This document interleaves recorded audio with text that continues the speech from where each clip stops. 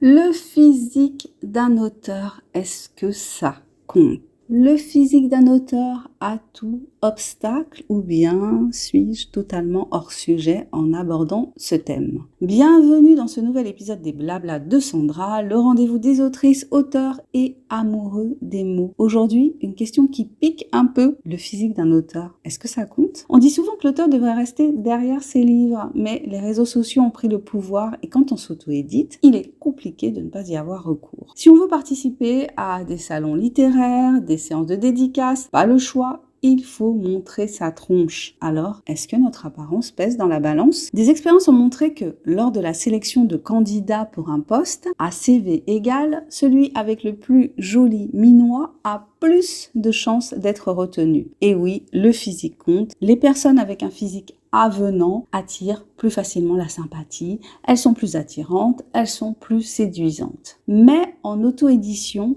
quel rôle joue notre physique? A-t-il une influence sur notre notoriété, sur nos ventes? C'est ce dont on va parler dans ce podcast. Il fut un temps où l'auteur était une figure mystérieuse, parfois même totalement inconnue. On lisait pour le texte, pas pour la tête de l'écrivain. Prenez Proust, Kafka ou Emily Dickinson, pas vraiment des stars du selfie, et pourtant, quelle postérité! Mais, autre temps, autre mœurs, le mythe de l'auteur invisible résiste-t-il à l'ère du numérique? Quand les maisons d'édition demandent une photo pour la 4e de couverture, quand les réseaux sociaux favorisent les visages jeunes, souriants, dans des intérieurs cosy, on sent que l'image prend de la place. Il y a des pressions, il y a des attentes. Être auteur ou autrice aujourd'hui, c'est souvent être son propre attaché de presse, son community manager, son influenceur en chef. Et là, difficile de ne pas se poser de questions.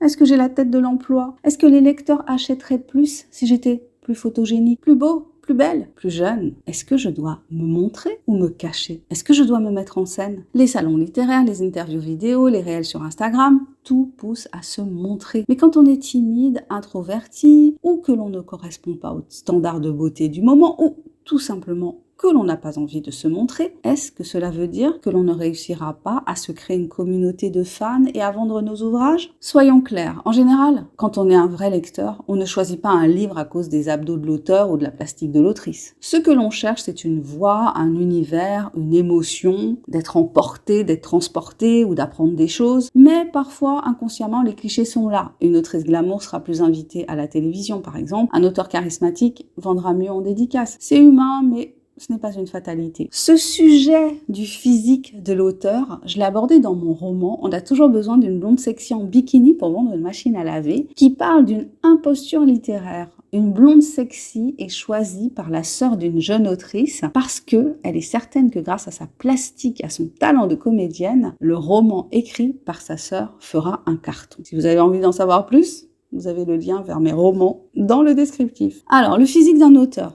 Ça compte? Montrer ou non son visage, à chacun son choix. Disons que certains le feront compter, mais que toi, tu as le droit de choisir. Te montrer ou pas, sourire ou pas, parler ou pas. Il n'y a pas une seule bonne façon d'être un auteur. Il y a la tienne. Et en auto-édition, on peut très bien réussir en ne montrant pas son visage, mais plutôt en travaillant son réseau. Et souviens-toi que les lecteurs aiment surtout ce qui sonne vrai. Si tu es vrai dans tes mots, ton visage, lui, il peut rester derrière l'écran. C'est ton choix. Merci d'avoir écouté les blablas de Sandra. Si cet épisode t'a plu, n'hésite pas à le partager avec un ou une amie auteur, autrice, qui doute, qui n'ose pas se montrer ou qui en a marre des apparences. À bientôt pour un prochain épisode et d'ici là, continue à écrire, peu importe la tête que tu as. Commente, abonne-toi, like et pense à faire un tour sur ma page Amazon pour découvrir mon dernier roman auto-édité paru, L'amour minimaliste, une romance autour du deuil, de la résilience et de la naissance d'un nouvel amour, tout en douceur et en